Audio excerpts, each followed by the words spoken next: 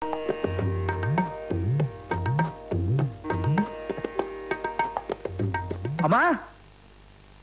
அம்மா அம்மா அம்மா என் ரூம்ல இருந்து பெட்டி இல்லங்க தெக்க இருக்கிற சின்ன ரூம்ல வச்சிருக்கேன். ஏ அந்த ரூம ராதிகாவுக்கு கொடுத்தாச்சு. ராதிகாவா? யார் அது? நல்ல கேட்டியே, என் அண்ணன் பொண்ணுடா. டெல்லியில இருக்கிற சேகர் மாமாவோட மக.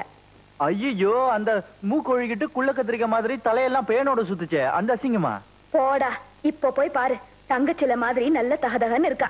அவ டெல்லியில நல்ல சௌகரியமா வளர்ந்து பொண்ணாச்சே, கொஞ்சமாவது நல்ல ரூமா கொடுக்க வேண்டாமா? அதனாலதான் உன் ரூமா கொடுத்தாச்சு. நோ, அதெல்லாம் முடியாதுமா. ஏன் ரூம் நான் யாருக்கும் விட்டு கொடுக்க முடியாது. மரியாதையா மூட்டு முடிச்சதான் தூக்கிட்டு அவளே வெளியே போக சொல்றியா, இல்ல நான் எல்லாத்தையும் தூக்கி வெளியே போட்டுமா? சும்மா கலாட்ட பண்ணாதடா. அவளே 16 வருஷத்துக்கு அப்புறம் தான் இங்க வந்திருக்கா. இது பாரு, கூட அவங்க பாட்டி வேற வந்திருக்காங்க.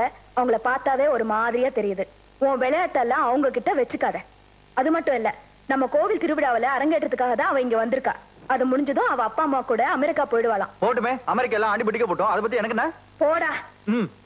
அரங்கேற்ற கோயில தானே என் ரூம்ல கடந்து குதிக்க போறான். இதோ பாரு, நான் சொல்றது கேளு. ராதிகாவோட ஜாதகத்துல இங்க ரொம்ப நாள் தங்க கூடாதுன்னு இருக்கான். அதனால பெரியப்பா அவ விஷயத்துல ரொம்ப கவனமா இருக்காரு. நீ அடக்க ஒடுக்குமா நடந்துக்கோ, அவ்வளவுதான் நான் சொல்லுவேன். அது இங்க குடு. நான் அடக்க ஒடுக்குமா நடந்துக்கணும்.